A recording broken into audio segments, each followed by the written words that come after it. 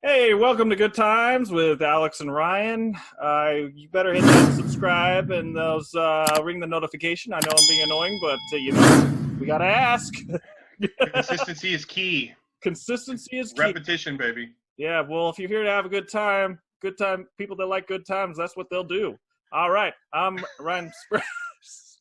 I'm Ryan Sprague at Ryan W. Sprague. This is This is Alex Vanover, and you can follow me on Twitter at Vandollar15, and I'm also on YouTube at Alex Vanover. And also, people are trying to talk me into Instagram, so you're not the only person. Maybe we're gonna have to take the plunge into Instagram, Ryan. We'll talk about that next segment. Okay.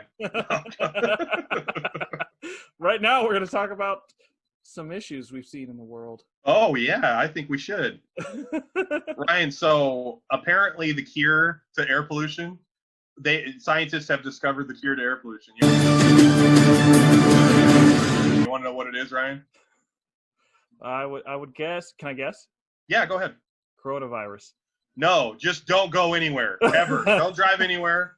Don't go anywhere. Air pollution is at a record low in every major city globally because nobody's going anywhere. So that's good news. Yeah, good news. Good. Actually, I just saw oil. They can't find any place to put the oil, so they have like tankers off the side just hanging out in the ocean because they can't come in because there's no place to put it. Crude oil right now is like at a record low. It's they're almost paying you to take it from them. I'm serious, man. This is ridiculous. Like crude oil, our entire lives have been like whoever has oil has the money. Yeah. I mean, now it's completely different. Nobody's driving anywhere. Hardly anybody's using their cars. It's crazy. It's real nice. I mean, they showed some pictures in Venice. I think we went over this before. Or Venice or in Italy, and the canals are crystal clear. And they got dolphins swimming through the canals. How clear the water is, and you can actually see the bottom of the canal. So this is the big opening to the canals before. Look at the water. Now look how blue it is. Really? Yeah. What about mermaids? Are there any mermaid sightings? Mermaids. Yeah. I haven't heard much about that, but, I'm open to it. Mermaids, Oh. My favorite character in Little Mermaid was Scuttle, the seagull. It's a dingle hopper. He's like, Ariel. It's a dingle hopper. I was just going to say that. Gotcha. I was just going to say that. She's like, Scuttle, I found this. What is this? And he's like, oh, Ariel, it's a dingle hopper. She's like, what's a dingle hopper? And it's like, oh, you comb your hair with it. And she's like, got a box full of trinkets and just crap. Ariel, you can never go to shore again on people walking on two legs. Hey, the poor king, he was doing what was right? Because look what happened. Bad things. He's like, bad things happen. Bad things happened. Look, now I'm pretty much dead because of you. Oh my gosh. He had to sacrifice himself. He has like 17 daughters. They're all beautiful. And he's got to worry about all these girls every day. I mean, my gosh. Poor girl dad. That was one of those times where he's just not positive to be a girl dad. All of them look like models. Mermaid models. Ryan, dude, if we want to make some money, dude, we should buy some crude oil and store it in your apartment. You got any space over there or what? Just barrels of crude oil. Just line it in the back next to that beautiful mirror of yours. I think it goes bad, Alex. No, oil? Yeah, I think I think you have to be able to refine it, I think, is the issue. Oh. Crude oil is just like they pull it out of the ground. Well, there's this thing called commodities, kind of like stocks, and you can buy it that way. Pork bellies and yeah. Well, this is such a fascinating topic. I'm so glad we're talking about that. Right. Speaking of commodities, you had to take macroeconomics in high school, and the reason my name is Vandollar to this day, Ethan Nicole Axe Cop. Well, really, Ethan named? Yes, he named me Vandollar, or he didn't name me, but he made the nickname stick because in macroeconomics class, Munoz was calling you that. yeah, but he took Okay. that from Ethan because in Yeah. high school macroeconomics class, we had to create a currency, and we made dollar bills out of duct tape, and we put pictures of me on the dollars. So it was a Van dollar, and on the $1 bill, I've got a picture of being like the president. $5 bill, $10 bill, and then the $20 bill was the biggest currency, and it had me with like 5 girls from the class. I'm serious. On the middle of the currency. They still use it in North Bend High School as an example of a good project. So that's where Are you serious? They still use it? Yes, yes. You've heard? Well, as long as Bill Massey was there. I don't know if he's still there anymore, but he liked it so much he used it as an example for years. Wow, that's awesome. That's okay, where you Van heard Dollar it here, came folks. This is where Van Dollar came from. Now you know. I had no idea either. You Axe know what? Cop I took himself. yeah, same guy who made our logo. I took economics and I got like a D because I couldn't You were a understand. prodigy. I couldn't understand what was that guy's name? He started with a D. Dimming? Yes, I had no idea what he was talking about the whole thing. He's like, if you don't work hard, you work hard. I'm like, I don't get it. And I didn't do the project because I had no idea what was going on. I was like, you didn't do a project. That's why you got a D. So I took it again with Moffat and did all right, but I liked Ray Moffat. He was a good teacher. Yeah, he was. He was just like a kind older guy. He was a softball coach. yeah. He was a great guy. Anyway, enough about Ray Moffat, a man that I haven't seen in like 22 years. Let's talk about something else. All right. What do you got for me? Okay, so I saw a headline today. The Las Vegas mayor was on TV with Anderson Cooper yesterday, and she wants Las Vegas to stop social distancing. She wants to end the coronavirus lockdown. And Anderson Cooper was like, hey, okay, you're the mayor of Las Vegas. You want to end the lockdown. How would you go about having the casinos and the hotels social distance? And she said, and I quote, let me find this quote real quick. That's up to them to figure out. I don't run a casino. Okay? You're the mayor of Las Vegas. She also wanted to offer the city of Las Vegas up as a test city, I guess, to end restrictions and see what happens. And she compared this to like influenza back in the day, chicken pox, like all these other things. She's losing her mind. I mean, people she's officially lost it. I don't think she's winning too many voters, Ryan. Well, there's a lot of pushback right now to get the economy going. Obviously. I mean, Yeah. Yes, I totally agree with you. It's unprecedented. Obviously. There was 4.4 million more people that filed for unemployment last week as of April 18th. So we already had a record. We destroyed the unemployment record last month. Then we break the record the next week, and then the next week, and then the next week. South Carolina, and Oklahoma, and Arizona, and North Dakota, and New Mexico. We're going to California, and Texas, and New York. And we're going to South Dakota, and Oregon, and Washington, and Michigan. And then we're going to Washington, D.C. to take back the White House. Yeah! Like every week we shatter this terrible record. This is not good. Last week was 13% of America was unemployed. They just laid off 4.4 more million people. So what's the math on that, bud? Not good. The math is not good. You know what it says in the Bible about being unemployed, Ryan? What does it say? It's against it.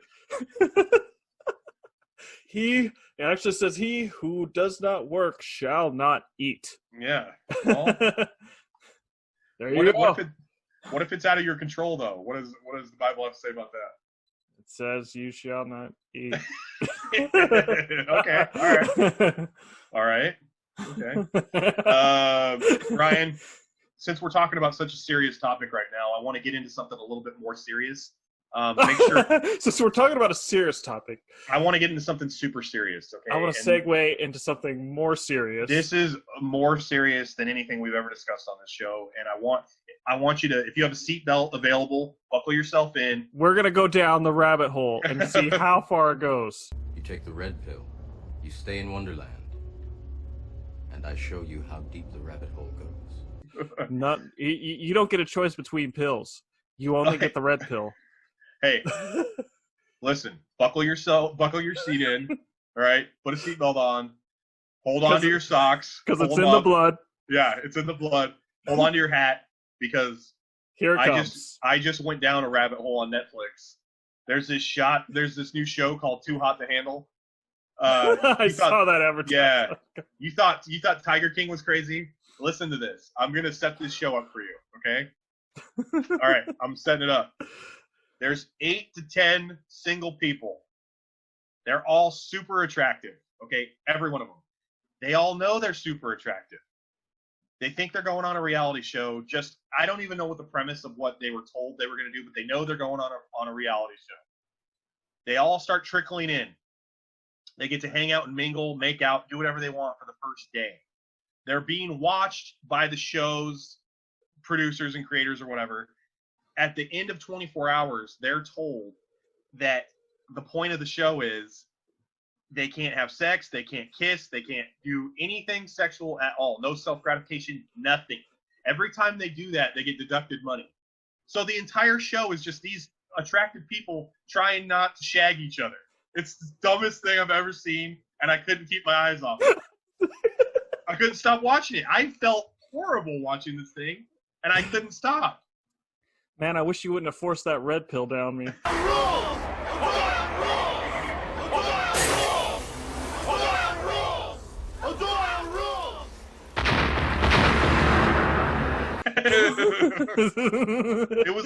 It was literally like a container of Pringles. I opened the damn thing and I was going to eat the whole thing. Once I popped, I couldn't stop. Yeah. 2 Pringles, potato crisps in a tube. Pop it up and get in the mood. Once you pop, you can stop. Dude, yeah, I saw it advertised, but I was like, dude, this is not really in my sphere of things that I need to watch. Well, so like, I don't know how to say this without sounding prudish or anything. Just say it. Say it. Okay, so this is not like really within my realm of like moral code of. Okay. So you know what it says in the Bible about watching that show, Ryan? You know what it says, right? What's it say? It's against it. Oh, explicit. Thou shalt not watch Too Hot to Handle on Netflix. Okay. Yeah. Yes. Moses came down with the tablets, and that was number 8. Man, Alex, I'm telling. Watch this show. I'm telling you right now. I don't know why I went to 8 years of seminary if you're just bringing this up. All like you just I know facts. Total Boom. Total waste of time and money. Money, energy, time. You could have just came to me, and I could have just told you the answers to the test at seminary. You could like wire it in, and I'd be like, Ryan, the answer is it's against it. And you don't actually need to talk to me anymore, Ryan, for the other 30 test questions because they're all the same answer. Oh, hey, my biggest concern with that show, though, Ryan, is on most reality TV shows, it's like maybe a romance will happen or maybe 2 people will be attracted to each other, and then they actually call it a showmance. So if you like fall in love with someone on a reality show, it's called like a showmance. On this show, on this Netflix show where they're trying not to have sex with each other, I was confused because they just kind of all go into it knowing they're going to bone each other. So like what kind of people did they pick for this show? Like this is the worst of the worst. The most horrific individuals of Sodom and Gomorrah were picked for this show, right? No, you could make snap judgments on it. They're obviously party people. Well, you're not gonna get like yeah, they're party people. I used to live that life. When I was going down to the Silver Dollar and trying to pick up some 36-year-old single mom for the night. I wasn't going into it, with high hopes. Let's just say that. But this show, they just immediately go in. It's like, oh no, like it's going down. And then, oh no, the show says we can't do it. It's like, wait a second, why are they? I don't know. That was the hardest thing I was trying to wrap my head around. That and what show are they actually think they're being cast for? Because it's like, what the hell? Most reality shows are competitions, or like they're trying. There's like a point of it, but they don't really. There's no point going into it. Well, sometimes they'll trick the people that sign up, like make them think it's something else. They never said what it was, though. Well, when they get there, then they oh crap, we were they get tricked into it. Like sometimes, like they'll sign off. Oh, this is just a show about love on an island. Oh, okay. Great! I'll sign off on that. I had a friend. They were filming a show for MTV over in Newburgh, Oregon. Okay. And he happened to be at the cafe they were filming out, and he recognized the person. And he goes, "Oh, hey, that's so and so." And they're like, "No, that's not so and so," because it was like one of those prank shows. Oh, like okay, like Punk'd? Is that where you're kind of... It was something like that. And they're like, no, that's not so and so. We're just gonna have to ask you, kind of to leave the. They're like, and they like bag his food up and like throw it at him and like push him up. Pretty much, that's what happened. They're like, get the hell out of here! You're ruining the whole setup. Exactly. Do you remember that show MTV Boiling Points? Did you ever watch that show? Yeah. I would be the worst person ever at that show because they'd start running the clock and someone would annoy me and I would just be like, after a minute, I'd get my $1. Like I would just call them out and be like, leave me the hell alone. Well, I saw one example of what I would be like. There was a taxi cab and it would just go around the block, around and around and around. And I would be the total like not knowing what's going on person, because they had this girl that went and just sat there the whole time. She got $100. She just sat there. Super polite. Yeah, she didn't know what was going on. She was like, okay. And nothing was said. She was just going around the block. Everyone else was getting pissed, but she just sat. He gave her $100 and just, oh, okay, cool. Walks out. That would have been me. On Boiling Points, I was like, because I have these weird cable apps for free, like Pluto TV. They show old episodes of like MTV stuff. And Lady Gaga was on an episode of Boiling Points before she was Lady Gaga. It was not even even. So why'd you leave? Run out of me again?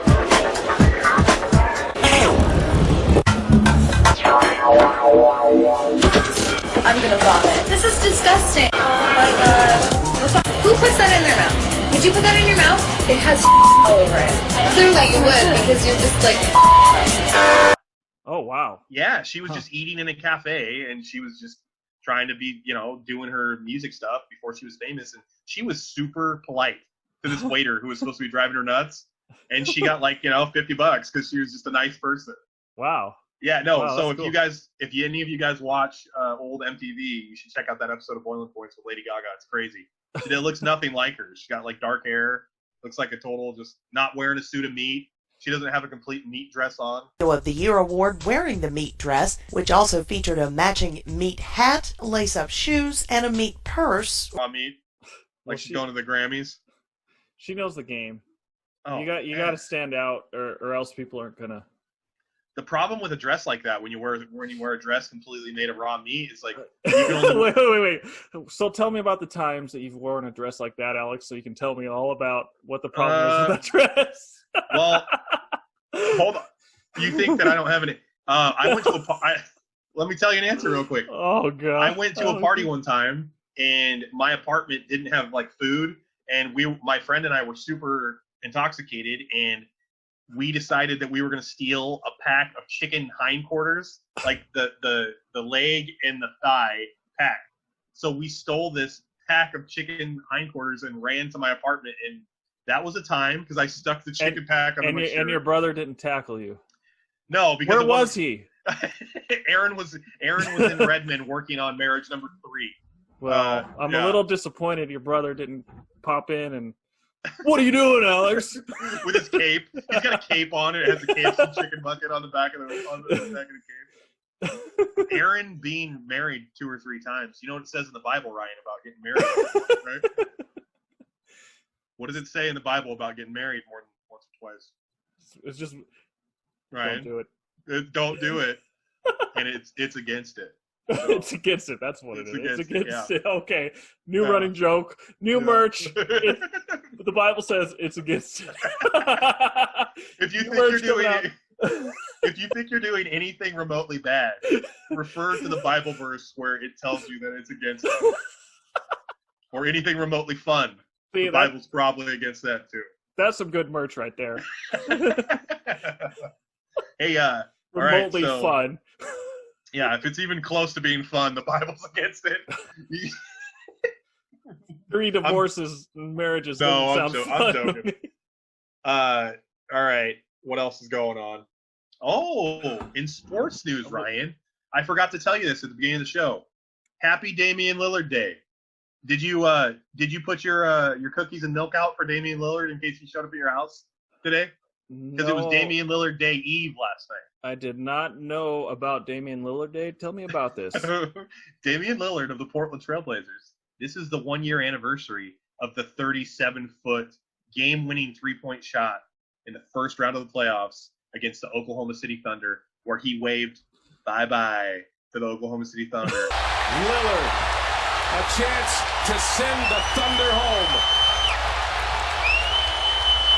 Lillard, long-range 3, and it's good! On their way to the second round. That's savage. That's savage. And I just want to make sure because last night, and I do this before bed because I'm tired because I exercise and I work and stuff, I put out my cookies and milk for Damian Lillard because he shows up on Damian Lillard Day Eve, and I wasn't sure if you had done it yet or not. I had not even heard of this. I mean, okay, so you obviously got no presents then, so that's good. So well, just so y'all know, Blazers fans are pretty diehard. me being one of them. Like just in general, Northwest sports, especially like any Oregon, Washington, the fans are rabid. So, what are you trying to say, Ryan? What are you? I'm saying like they're really diehard. And I'm like, you are, you're reaching. Yeah. He has Damian Lillard Day. I'm just letting you know. So, well, how is Damian Lillard Day any less important than like Arbor Day or like? See. So I'm just saying. Like I remember, I went to a Cowboys game because I'm a Cowboys. I was kind of like the Seahawks, but Cowboys. Good man. So I was in Dallas. My wife. This is amazing. This is absolutely amazing because like one of my on my bucket list was to see an NFL game. I'm in Dallas. For 7 years I was there, but she put in a contest and she won 2 tickets to an NFL game. Absolutely amazing. So we picked the Seahawks and the Cowboys. We go over there. Good game. That's a good game to go to. Yeah, except the Cowboys lost. But all across the stadium, everywhere, Seahawks, Seahawks.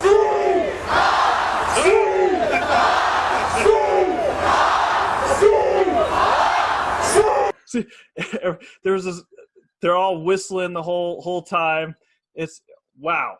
I mean, like I thought, okay, well maybe they're just over in Seattle going crazy, but no, over there in Dallas, same thing. Well, so the Seahawks fans traveled really well then, is that what you're saying? There was a bunch of Seahawks fans in Dallas, huh? There's a bunch of Seahawks fans in Dallas. I don't know if like some of them just like the team. Like not everybody in Dallas likes the Cowboys. Like in Seattle and Washington State, everybody likes the Seahawks. But Seahawks are good, man. Russell Wilson, the quarterback of the Seahawks, he's like one of those quarterbacks that whenever he's on the field, they have a chance to win. He's just got that factor. And Pete Carroll's good. Tom Brady. Pete Carroll is a good coach. He wins everywhere. Yeah, they're all pretty good, but it's just I remember when no one even cared about them too much. It wasn't until they went to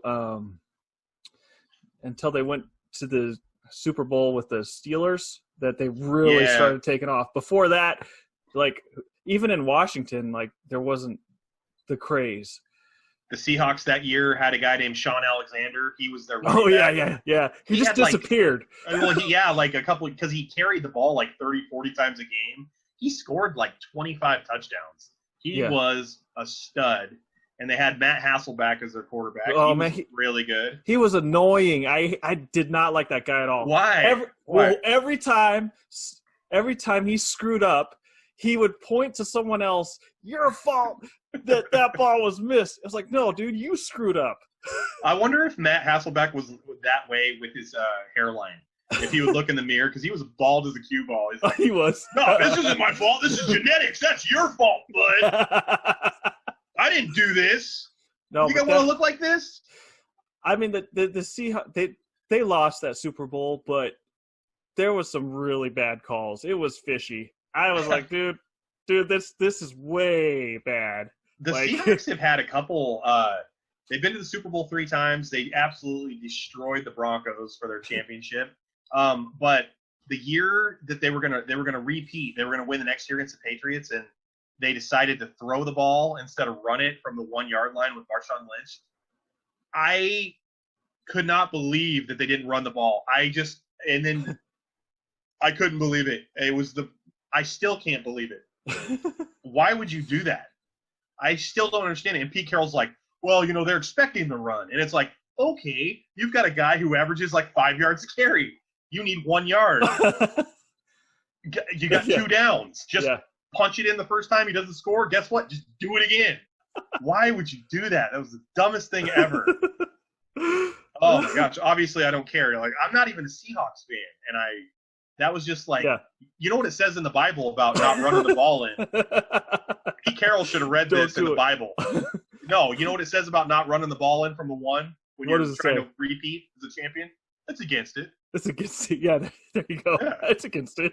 And the Lord said, If thine brethren are on the 1-yard line, thou shalt not throweth, but runneth to victory, and avoid temptation from thine patriots and thine associates.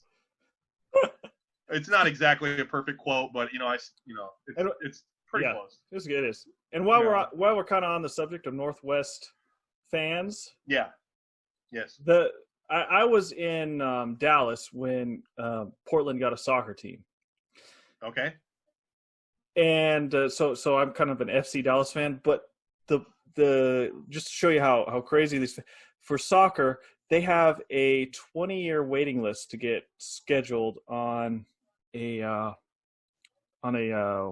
seats. What do you like season tickets? Season tickets, yeah, 20-year waiting list. The soccer team in Texas has that? No, not Texas. Portland.